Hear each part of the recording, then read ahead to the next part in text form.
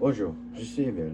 Aujourd'hui, je vous montre comment un entraîneur doit aider un joueur blessé au basketball.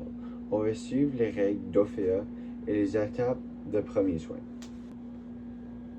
Mettons que je vois un joueur tomber puis ça a l'air pas bien. Je vais m'approcher doucement. Je garde le joueur calme. Je lui demande est-ce qu'il a mal? Si oui, où et peux-tu le bouger? Je vais demander des questions comme est-ce que ça va? Est-ce que tu peux bouger ton pied? Sur la douleur, est-ce que tu as beaucoup de douleur? C'est quelle sorte de douleur? Maintenant, je ferai une évaluation rapide. Je regarde la cheville. Je vois est-ce que c'est douloureux? Ça peut être un entorse. C'est peut-être un entorse. Je ne laisse pas le joueur marcher sur la cheville. Maintenant, après ces questions, je fais une évaluation rapide. Je regarde est-ce que la cheville est douloureuse. C'est peut-être un entorse. Je fais sûr de ne pas laisser le joueur marcher sur sa cheville, qui reste calme et assis.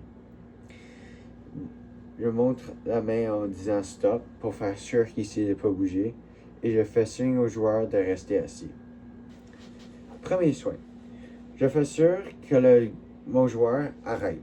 Faut faire du repos maintenant. Deuxièmement, je mets la glace. Je vais mettre la glace pour environ 10 à 20 minutes.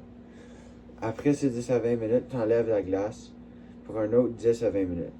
Après ça, regarde à la douleur et tu peut-être considères remettre la glace après ça.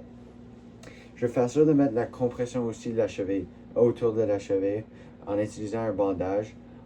Je pourrais utiliser un bandage autour de la glace et la cheville. Je peux montrer ça après.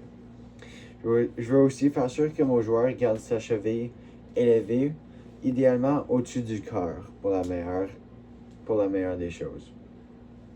On dirait que ça, c'est la cheville de la joueur. Tu mets la glace comme ça, autour de la cheville. Après ça, tu pourrais mettre du tape pour le support autour de la cheville du joueur. Maintenant, après avoir mis du tape, je fais sûr de communiquer avec un parent. Je informe un adulte, idéalement ses parents ou qui est en charge de le joueur. Si la blessure est grave, on appelle l'urgence. On fait sûr qu'une personne est en charge d'appeler l'urgence et une autre personne est en charge d'appeler les parents. Maintenant, il faut sortir le joueur du terrain.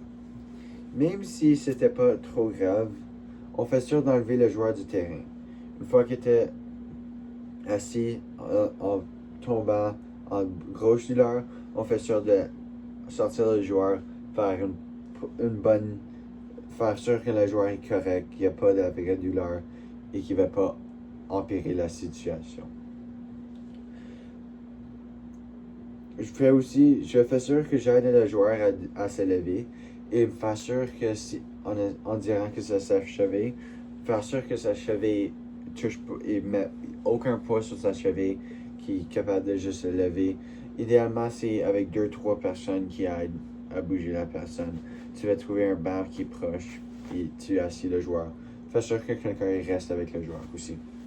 Maintenant, c'est un bon rappel des règles d'OFEA. Premièrement, c'est très important d'avoir le bon équipement. C'est très important d'avoir un terrain propre, faire un bon échauffement. Ça, c'est des stretches, des étirements dynamiques, plusieurs différentes choses. Idéalement 10 à 15 minutes. Il faut vraiment aussi respecter les règles. Les règles, c'est pour la sécurité de toi et aussi les autres. On fait sûr qu'il y a au moins un adulte qui est en train de surveiller. Idéalement, un adulte pour 5 à 7 enfants. On arrête quand quelqu'un est blessé. Tout le monde, fait sûr de rester calme, regarde, fait pas du trouble, arrête tout le jeu, puis aide la situation le plus possible. En utilisant ces étapes-là, il devrait pas avoir de gros problèmes de blessure. Merci d'avoir écouté. Reste safe et protège tout le monde autour de toi. Merci.